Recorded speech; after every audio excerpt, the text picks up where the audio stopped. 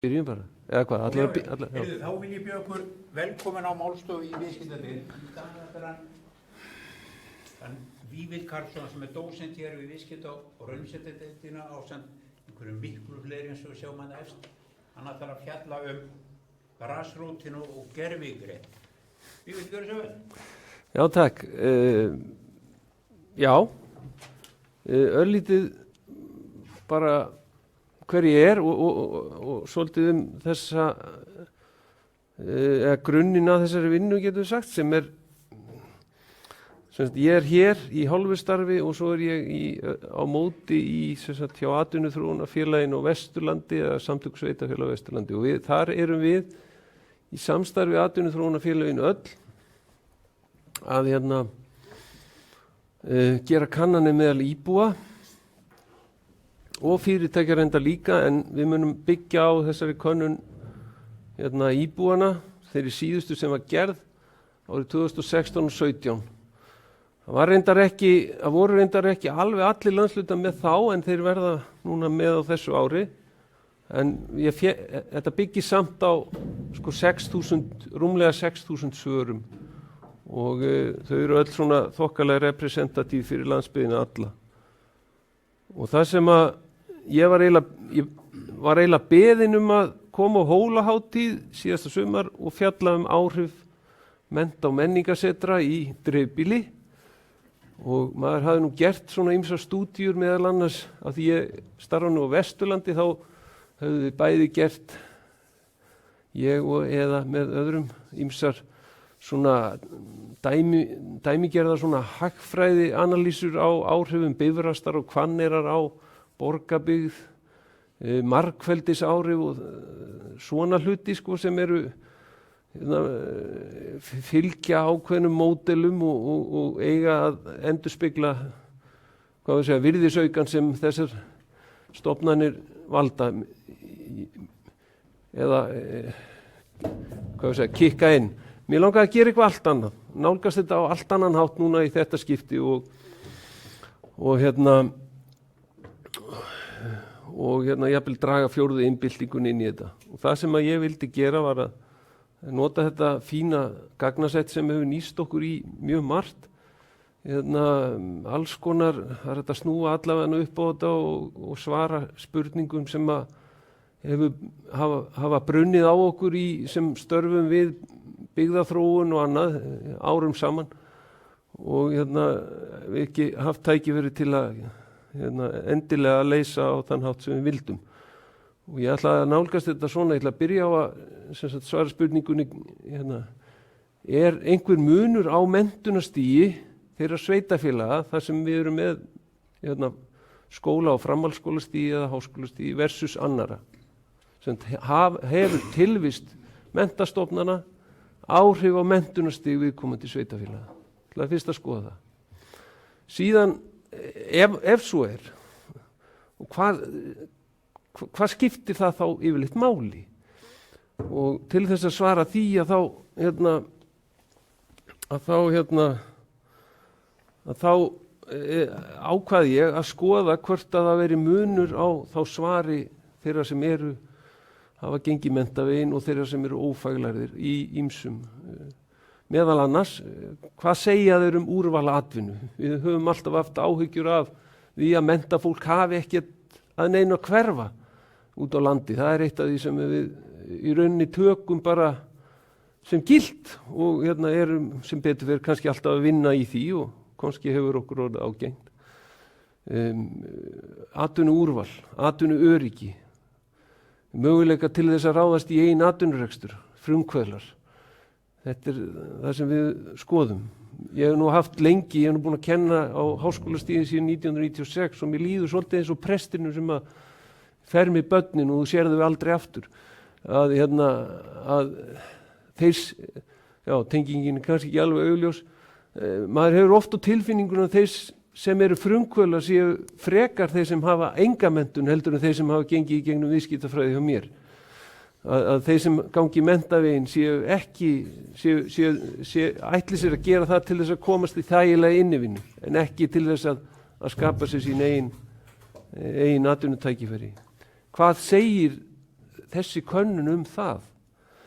Nú, hversu ánægðir eru menn með laun og aðra hluti eins og menningu sem þessi litlu samfélög hafa að bjóða.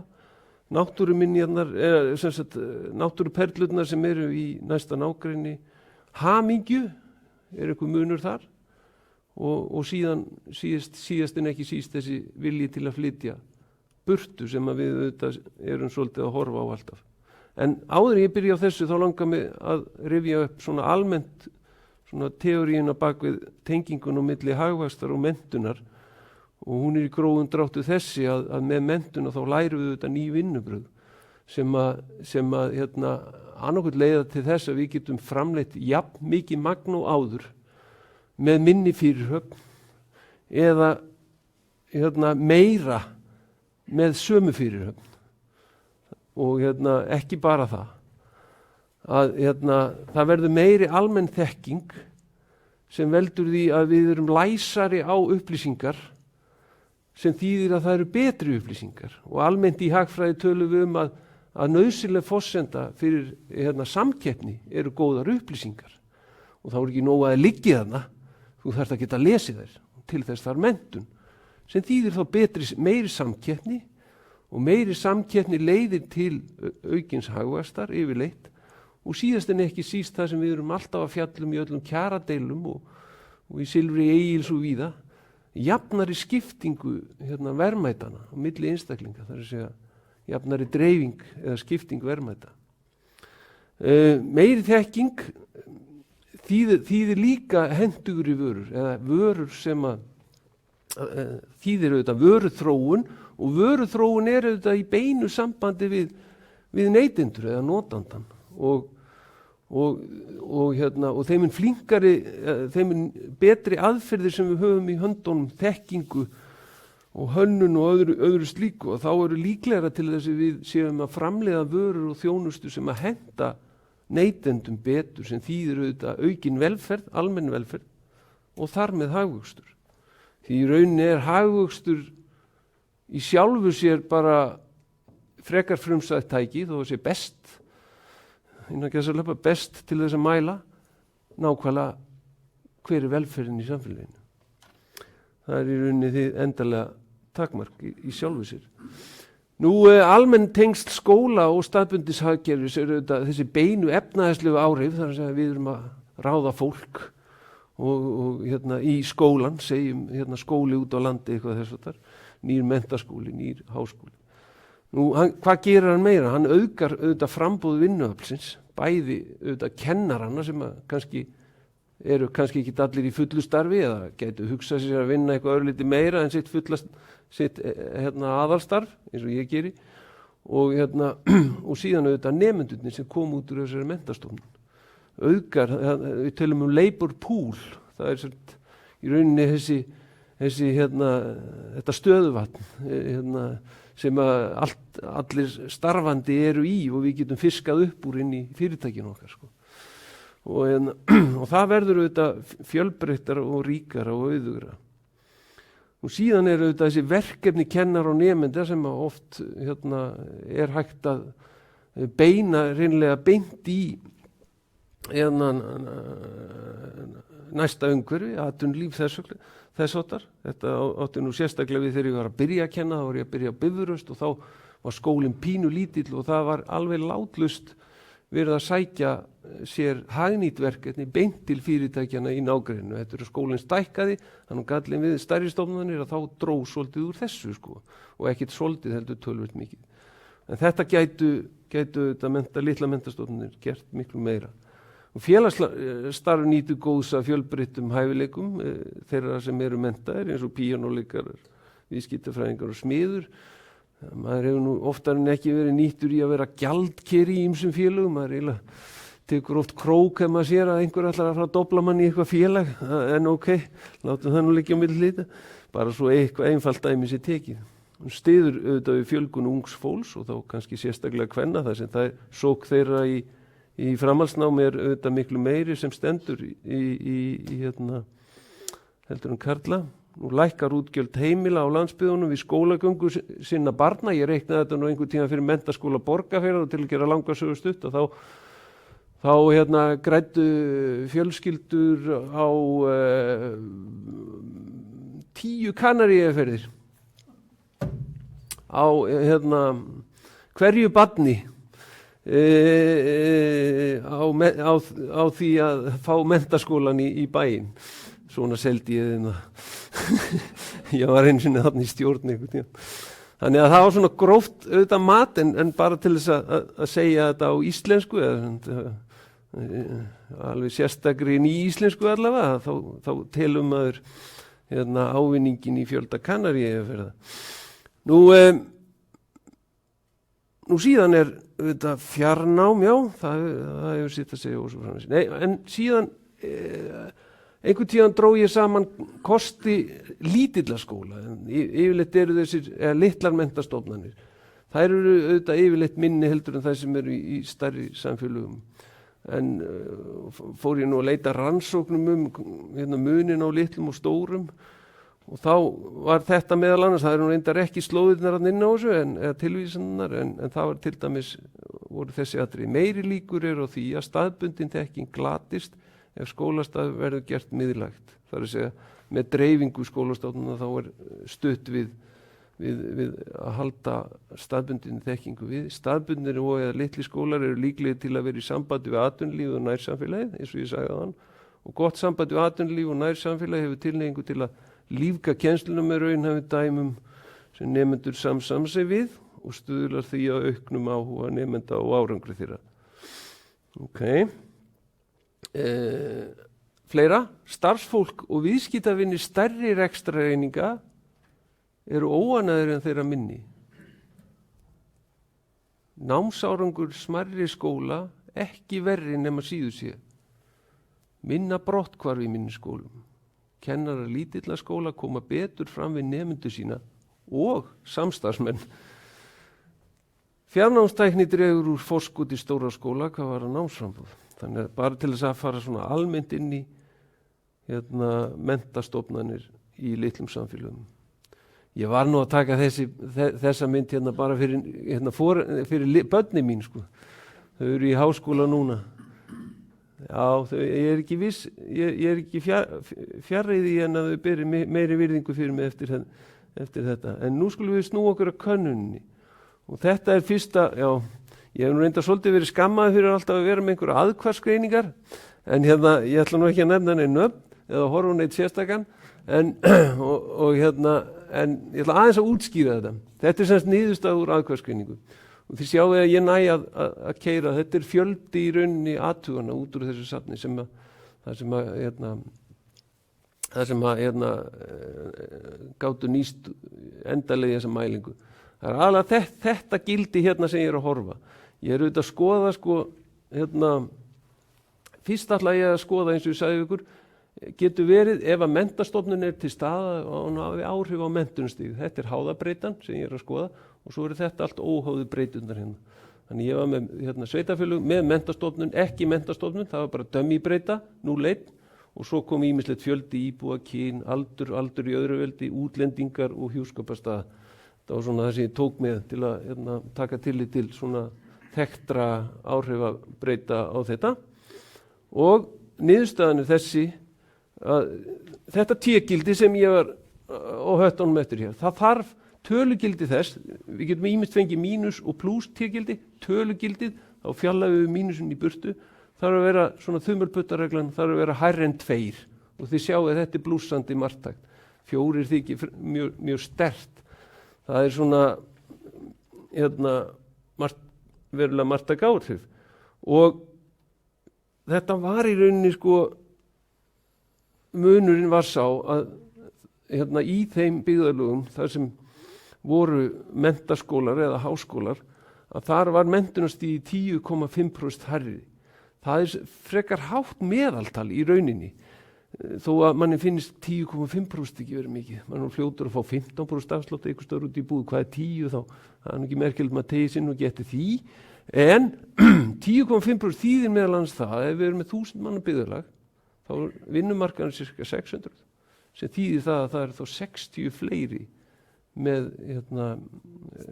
faglærðir heldur en ef menntastofnun væri ekki, sem slatti sko.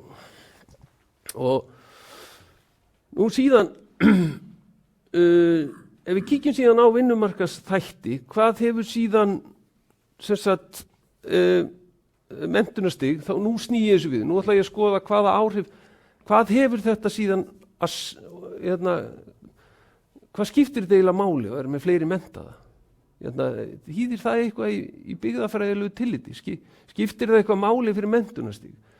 Við fáum strax, ég sem sagt spurði út í 40 mismunandi þætti sem að geta kvalifiserast sem búsetuskilyrði og nauðsynleg búsetuskilyrði fyrir líf í litlum byggðum, og eitt af því sem við spurðum út í var hversu ánægður ertu með, og svo gátum við kvarða þessa 40 þætti. Eitt af því var atvinnuúrval, og þá fáum við í rauninni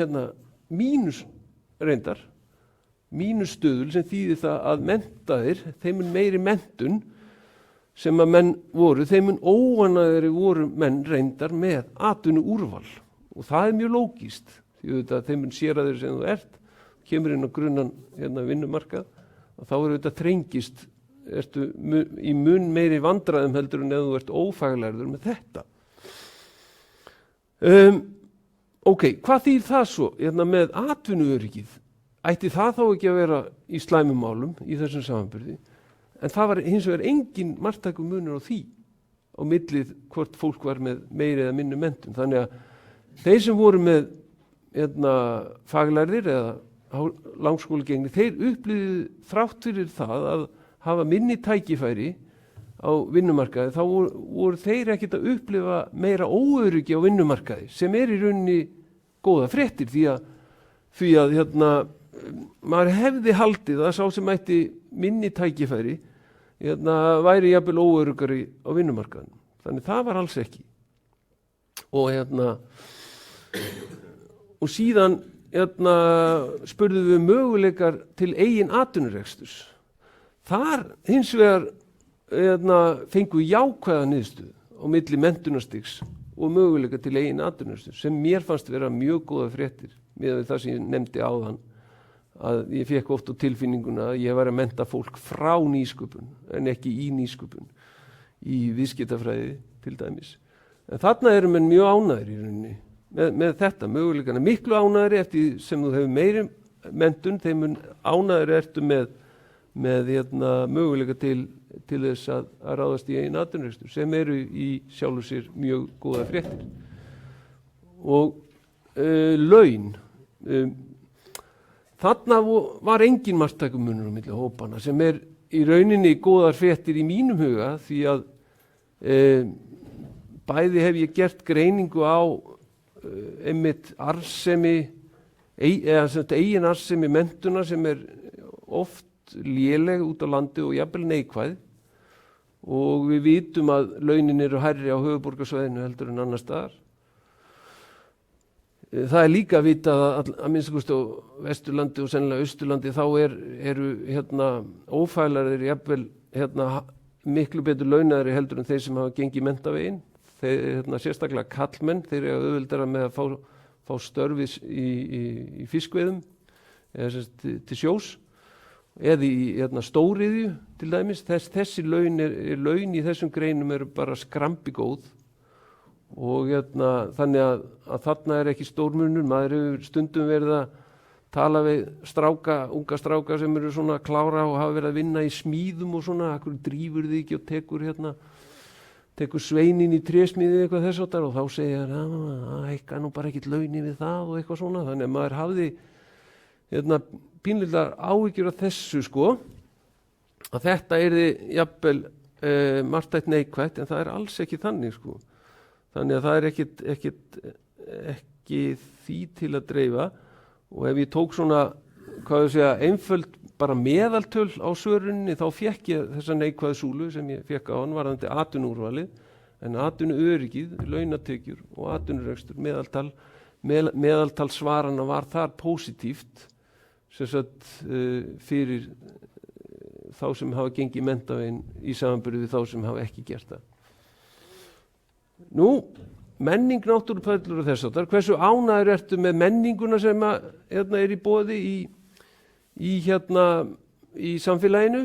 Ég gerði stóra greiningu á þessu og birti í 9 tímaritu menningamál á Vestfjörðum sem heitir Úr vör eða eitthvað þess áttar. Eða vör bara hreinlega. Og þar kom í ljós að þeim mun hærra menntunarstig, þeim mun ánægður vastu með þá menningu sem var í boði á þessu stöðum. Sem að maður hefði alveg geta átt von á að væri alveg á hinvegin, því að það líklegra að sá sem hefur gengið menntavegin hafi búið til dæmis í útlöndum einhver tíma og þá kannski í stórum samfélagum með stóri borg jafnvel. Og þá hafa menn kynst ýmsu hvað var það menningamál og auðvitað höfum við haft áhyggjur af, við erum meira sem er sérstaklega menningarsjóði til að styrkja menningu í dreifbýli og maður hefur haft áhyggjur af því að þetta sé eitt af því sem að gerur okkur illa kleift að ná í menntafólk út á land og þess að þar. En þarna eru í rauninni faglærðir eða menntamenn ánægðari með það sem er í boði heldur en þeir sem ekki hafa gengið menntavegin. Þetta var þá náttúruperlunar. Það var sama sagan, þar var margt þar eru aðeins að spyrja aðeins að fá tilfinningu fyrir því hvort að það er í ýmsu kenningum í þessum byggðafræðum hvað ég segja, samkeppnisforskot landsbyggðarinnar versus borgin er til dæmis gott aðgengi að fjölbreyttri og villtri náttúru og þetta er sá þáttur Og við sjáum það að ánægja með slíkt á stöðunum, hún vex með menntunarstigi líka. Nú, til þess að gera langa svo stutta, þá dró ég upp svona hryllingsmynd, getur við sagt. Það er ekki allir sem skilja þessa, ég þarf aðeins að útskýra hana. Þetta eru allir þættirnir 40. Og hérna er ég að bera saman afstöðu, af því ég spurði ekki bara hversu ánægð viðkomandi væru með þessa 40 þætti, heldur spurðum við líka hversu mikilvægir eru þessi þættir fyrir framtíða búsetu þína. Þannig ég gat sett þetta á 2 kvarða og ég er með ánægjuna hérna eða stöðuna eins og ég sagði, staðan er góð eða vond og mikilvægið fyrir áframhaldi búsetu þessum ás. Sem þýðir það að ef að við erum hátt hérna uppi, hátt í á báðum ásónum, þá er staðan góð og þátturinn er líka mjög mikilvægur fyrir viðkomandi. En það sem ég er að gera í þessa mynd er ég er að finna munin á þeir sem eru, hafa ekki gengið menntavegin og hinna í svörun. Og ég tek afstöðuna með menntamönnunum hérna, þannig að ef að punktur lendir hér eins og íþróttir hérna að þá eru sem sagt mentamennirnir ánægðari með hann og telja hann líka mikilvægari fyrir framtíða búsetu sína heldur en þeir sem ekki hafa gengið menntavegin. Þannig að og ásarnir hérna þeir skilja svolítið hérna á milli. Lárétti ásinn hérna, allir punktandir sem eru hér fyrir ofan þeir segja hvaða þættir menntamenn eru ánægðari með í samanburði við þá sem eru ófaglærir. Og við sjáum að það er lang flestir punktar þar. Það eru til þess að gera fáir punktar hér. Þannig á þessari mynd sjáum við þá að aukin menntun virðist byggja undir ánægju með það sem er í boði hjá okkur. Af þessum 40 þáttum sem ég valdi að skoða. Þeir þættir sem menn eru óánægðir með eru þetta atvinnuúrvalið eins og ég kom fram á þann. Það er eitthvað varandi félagsheimili, ég hef nú ekki stórar áhyggjur af því, en almenningssamgöngur, það er dettur leiguíbúðir, íbúðir til kaup og þetta er leiga og þetta er kaup, íbúðir til kaupa.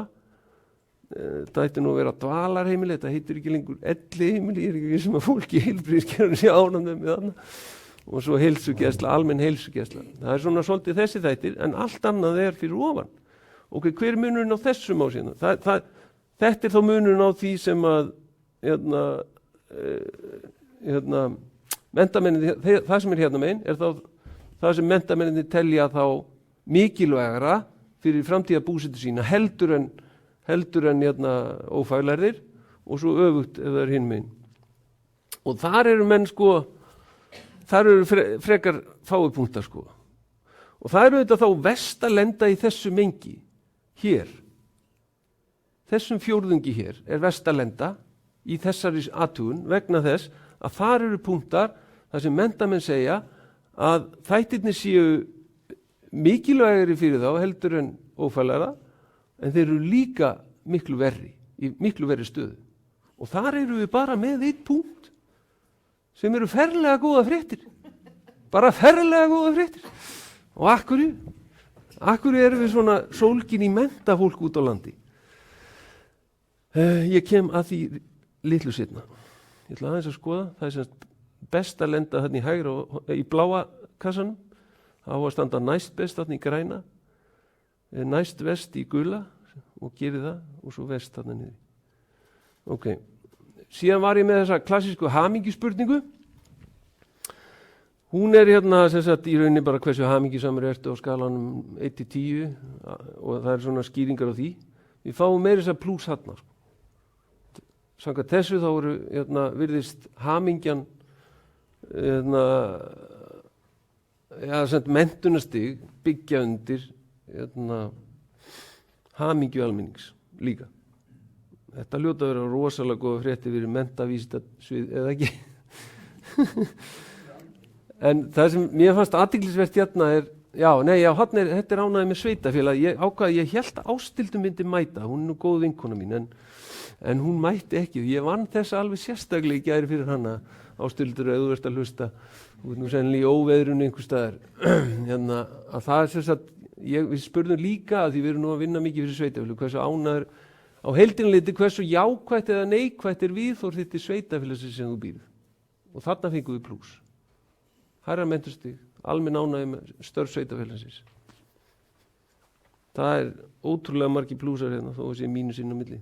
Það sem ég ætla að benda á hérna þið sjáið að víða á þessum myndum þá ég með aldur og aldur 2 sem þýðir, aldur 2 bara í öðru veldi. Það þýðir að sambandi ekki línulegt heldur ólínulegt og það parabóla sem lýsir því sambandi og ef að formerkið er plús eins og hérna, að þá erum við botpunkt, þannig að þá snýr parabólan svona niður sem þýðir það að yngsta fólki sem við spurðum var 18 ára og eftir því sem að aldurinn hækkar þaðan, að því þetta nú nánast marktækt, bæði aldur og aldur 2, að þá sem sagt eykst óánægjan í rauninni með sveitafélögin og svo nær það ákveðnum botni og eftir það bara vaxandi ánægja með aldri.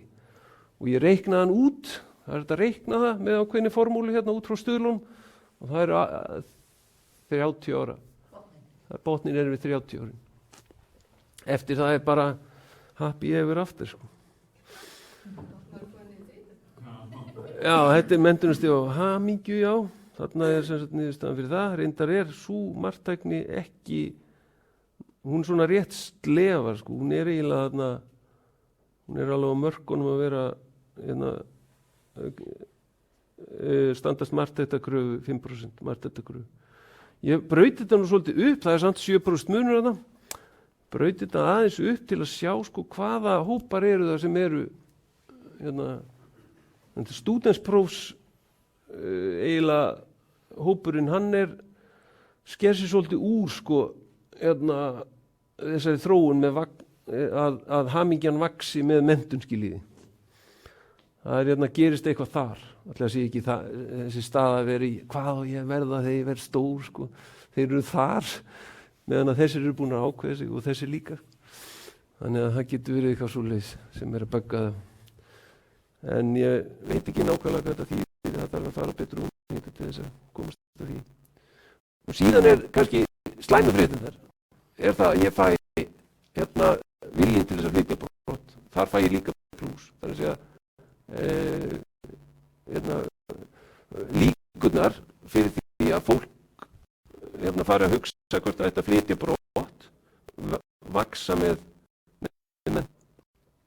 Og við brjótum það líka svo við eins og áðan, þá sjáum við reyndar að það sker stúdentsprófsfólk út. Þetta er hæsta menntunarstig, ég spyr hæstu próf. Og þá sjáum við að það er í rauninni langmestu vilji til að flytja brott þegar þú ert með stúdentspróf sem er að vissan og skiljanlegt fyrir landsbyggðina, því að víða eru ekki með skóla til dæmis, þannig að eða háskólar, þannig að þeir sem eru búinir með stúdentspróf kannski bara á leiðinni vegna þess að þeir eru að fara í háskóla. Þannig að það er svona, það er samt munur á milli þeirra sem eru með háskóla og svo hinna sem eru ekki með háskóla. En ekki mikill munur á milli þeirra sem eru með próf í inn eða styttri framhaldsskóla, hagnýtum framhaldsskólabrautum og þeim með enga formlega framhaldsskólabrautum sem mér fannst reyndar athyglisvert. Það munur 7,5%. Tekið þetta svolítið saman að þá stað að það er sérstætt jákvætt band á milli tilvist menntastofnana og menntunarstigs héraði. Þeir sem eru með meiri menntun, þeir meta menninguna á staðnum meira, þeir sem eru það ekki, þeir meta náttúruminjarnar meira. Atvinnuúrvalið er óanægður með það. Atvinnulíf er ómarktækt. Þetta væri til eigin atvinnurekstrar, þar var munurinn mikill. Menntafólki vil ánægja með sveitarfélög, er almenn hamingja og ómarktækni varðandi laun, viljinn til að flytja brott meiri hjá menntamönnum. Og þá spyrir maður sig, sko, er það þá þannig að við séum að mennta fólk í burtu? Og til hvers erum við þá aðeins? Ekki þá bara skila háskólanum út á landi og menntaskólanum og svona og okkur út af og svona. Þetta er fólk flyttur bara í burtu þegar að mentum. Nei, það þýðir einmitt ekki endilega það. Því að sko, það er þannig að þegar ég fór að skoða það, ég hef reyndar ekki tölur fyrir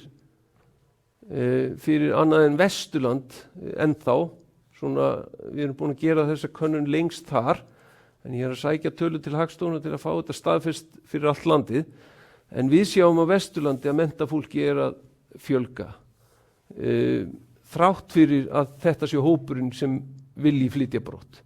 Þannig að þeir sem fara, það koma fleiri í staðinn en þeir sem fara. Og samkvæmt þessu, það er enda talan hérna fyrir 2013 er gölluð. Það er skulle reyna að horfa á þessa þróun þannig að þið sleppið 2013 tölun hérna. Þið sjáu að þetta eru bara þeir sem eru eingöngu með grunnskólapróf og þið sjáu að trendin er niður allstað nema hugsanlega í Dölunum, hún er svolítið skrítin þar, en Dalirnir eru líka bara svo fámenn samfélag að það er mjög erfitt að vinna svona tölu fyrir þá. Þið sjáu hérna er prófið í inngreinum, þar á leiðinu upp og svo erum við með háskólafólk sem er á leiðinu upp líka. Og svo ef við skoðum, það er ástæðan fyrir því akkur viljum við mennta fólki út á land. Það er ekki bara það að það er gaman að hafa fólk með menntun og svo getur eitthvað fleira, getur spilað á píanó og eitthvað svona.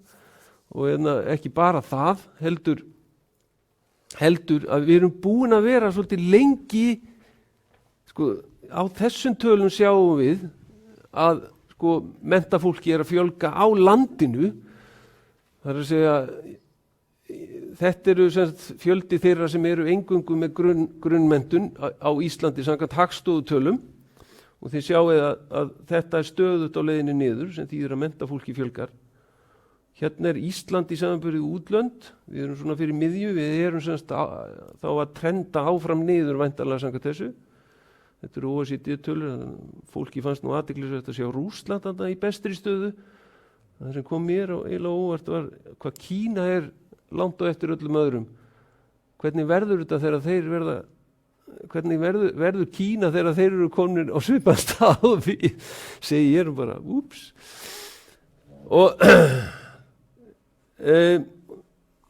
sem sagt, við erum búin að vera allt og lengi í því að byggja á atvinnugreinum sem að í rauninni eru á undanhaldi, einfallega vegna tæknibyltingar. Og við höfum byggt á landbúnaði, við höfum byggt á sjávarútvegi og við erum núna að veðja á ferðaþjónustu.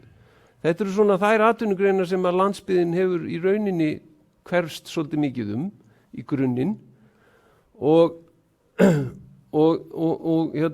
það dregur nema kannski ferðaþjónustu allstaðar saman. Ég sýningu mynd á því á eftir og það útskýrir svolítið hvers vegna við höfum verið á undanhaldi mjög lengi og þess vegna mjög mikilvægt að landsbyggðin geti boðið eða verið heillandi í augum þess hóps sem hratt vaxandi og með gerðvigreind og fjórðu innbyltingunni þá mun staðsetning starfana ekki endilega skipta máli heldur hvaða íbúa við lokkum til okkar fyrst og fremst.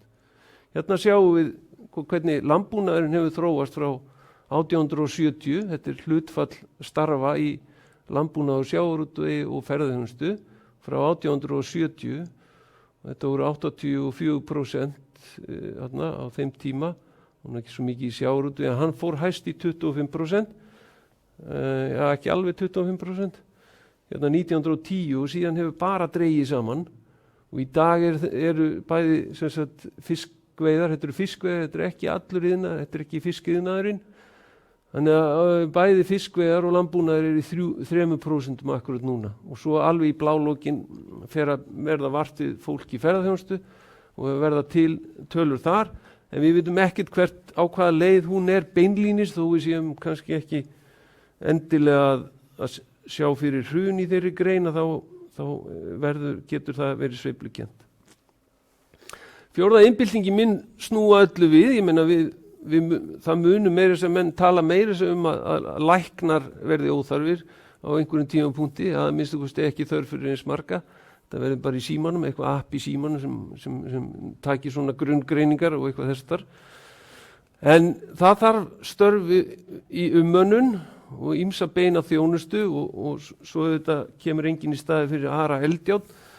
Við sjáum ekki alveg Sýri verða eins fyndna og Ara Eldjárn en þó skal maður aldrei vita, kannski verðum við öll komin hvort þið með upp í sófa og horfa á Dynasty og eitthvað fleira skemmtilegt.